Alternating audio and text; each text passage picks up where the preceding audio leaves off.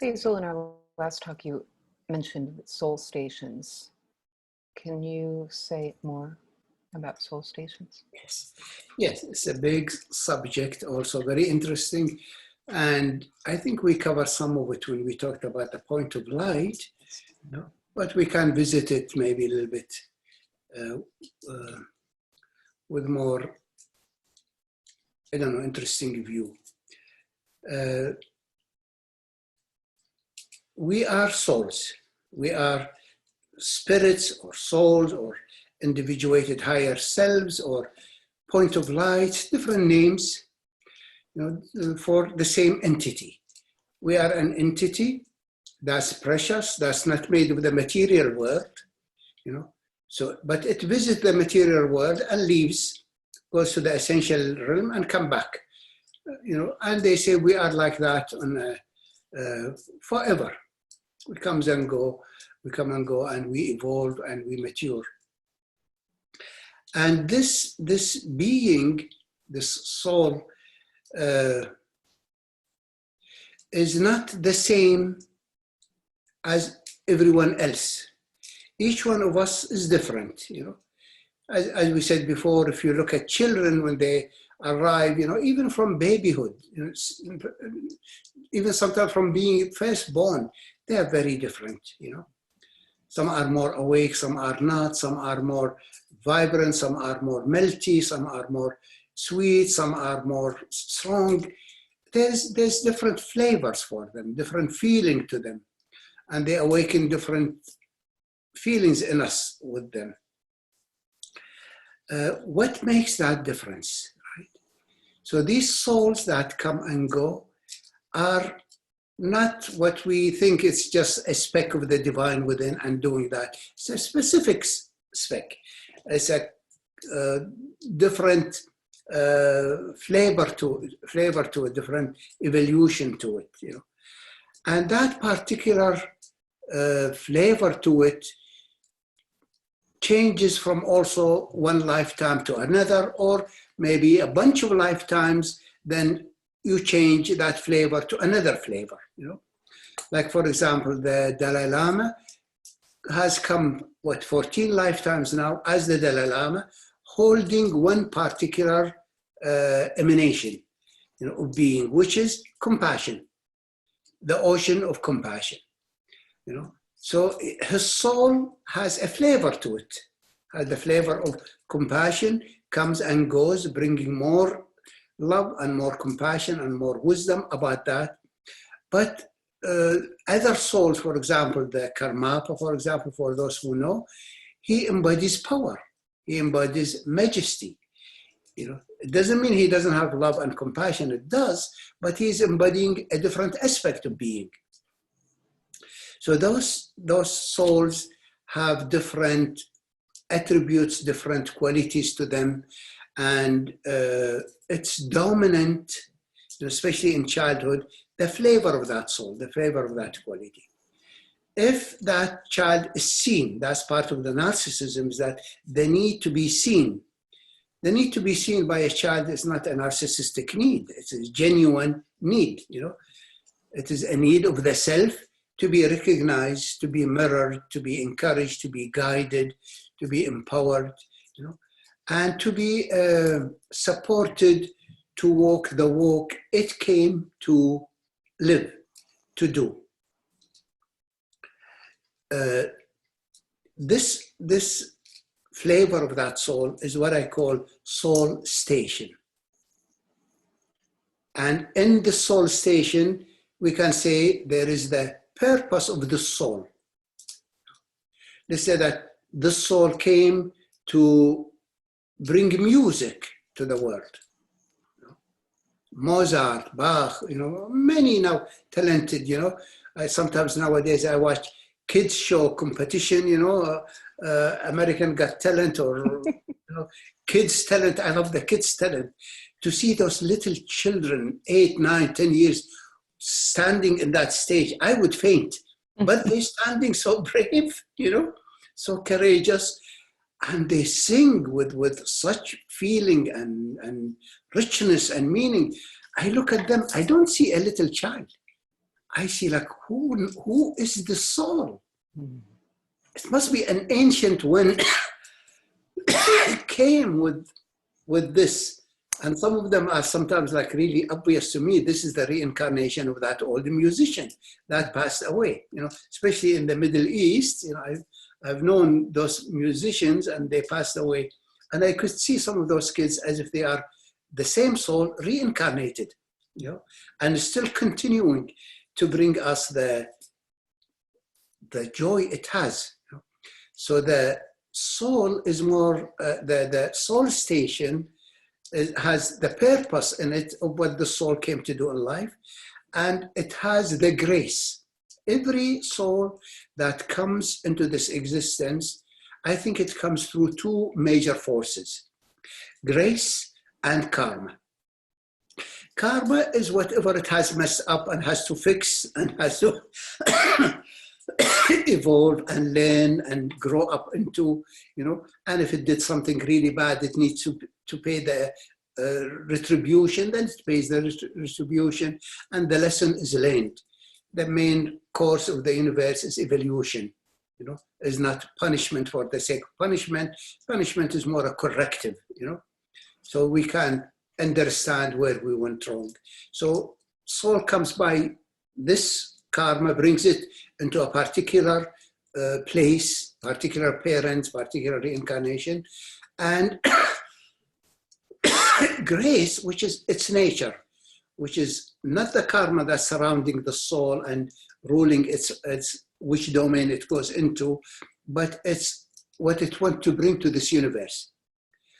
Brings love or joy or music or art or science or whatever. Each soul has a grace in it, has certain kind of love and abundance to give. It's like a bodhisattva, bodhisattva flame within it, you know. But the karma, of course, restrict its functioning. If there is lesser karma, it might be born like, you know, a Rinpoche. If it is a bad karma, it's get born into very bad places, very bad situation, till it heals this karma. But the soul remains having a certain flavor, a certain quality to it. And if that is seen, if that is mirrored, if that is supported, then the child grows into fulfilling their grace, bringing their grace, you know, contributing to the evolution of humanity and the care and all of that. If it is, of course, restricted, then the soul suffers because it's not living what it came here to live, you know. Then the ego becomes more dominant. Now, this soul, as it comes into this realm, encounters the situation that it's born into, the family situation, the family constellation. And if the family constellation has a giant hole, big hole, you know, then it impairs the soul immensely. And the child is forced or manipulated into trying to resolve this family hole. You know, if the family is missing intelligence, the child gets preoccupied with trying to bring intelligence or knowledge. If the family hole is missing love, the child is obsessed to bring love or doing or will or action. You know, so little by little, the soul that came with a certain purpose often get derailed from fulfilling its purpose and assigned to think about how to help the family, how to help mother, how to help father. And that is, you know, causes the ego to be more preoccupied about the family whole. So the ego get divided. One part of it, and major part of it, is that how to fix the family whole. How to gain love, how to, you know, if it fixes the family whole, then it'll gain love and it'll gain recognition. Then it can sit on the throne and be its own person again. You know, the demand, of course, increases and right. into it, and we get crystallized in an ego that's living its own life. It doesn't even live the soul. It doesn't even let the soul come out to do its thing. You know, and sometimes some of us go so opposite of the soul that When the soul wants to do something, the ego comes and says, we have no room for it, for you, you know. Leave us, leave us alone, you want to change our life. So that's the soul station. Some souls come with joy, some souls come with love, some souls come with the clarity. And this soul station changes by time, sometimes within the same lifetime. If you really work on yourself and discover the nature of your soul and remove the obstacles, for it to show up and to live and to fulfill its destiny, you feel you expand and you begin to have another soul purpose. And like you want to do more and you want to do more. And you see some of us who've been fortunate enough and lived in a good life, they do things that are awesome. I remember my teacher, Tartan Tuku, he published, I think, written 14 books and translated so many books and made a publication press and Ningma Institute and built Odiana Holy City. Just one lifetime, one person, and awakened and transmitted and taught so many students, and some people scarcely do experience anything, So the more we can work on ourselves and our issues and our obstacles, obscurations, our souls can blossom and fulfill its destiny and evolve to a higher and higher station. That's beautiful. There is a book. It's really very, very nice book. It's called, what is it called? Entry into the Realm of Reality, Entry into the Realm of Reality. And it's a big book, but there is a small part of it called The Guide. Entry into the Realm of Reality, The Guide. And it talks about this young seeker, and the flame in his soul was so awakened that he goes to one guru after another, one teacher after another. And each teacher has his own specialty. This one is, let's say, the ocean of compassion. This one is the luminous shining. And this one is the infinite wisdom. And this one is the passing clouds. And each one, so he goes to that 52 or 54 of them, different stations of the soul. Very beautiful. And he goes to this teacher and he receives the transmission of this domain. So his soul gets enriched. It has more qualities, more abundance to it. So he received the transmission, he received the teaching, and he goes from one guru to another, which is a beautiful way of learning. In the Middle East, we knew that Sufis can tell your soul station. Some of those high transparent teachers, they can feel the frequency of who you are, and sometimes they give you a name, for it, name that resonate with the frequency of the soul. And sometimes if a student might go to a teacher and the teacher, they usually will say, you are Christ-like, or you are Moses-like, or you are Muhammadan-like. So they have certain prophets and they know the soul station of those prophets, and they can detect that the soul of this person is in resonance with Christ-like or Moses-like. So they say, this is the nature of your soul, go to this teacher because he embodies this domain, So the student go to that teacher and learn the way of Moses. So he developed the white essence and grounding in white essence, or Muhammadan way. He developed green essence, or Christ, the golden black essence.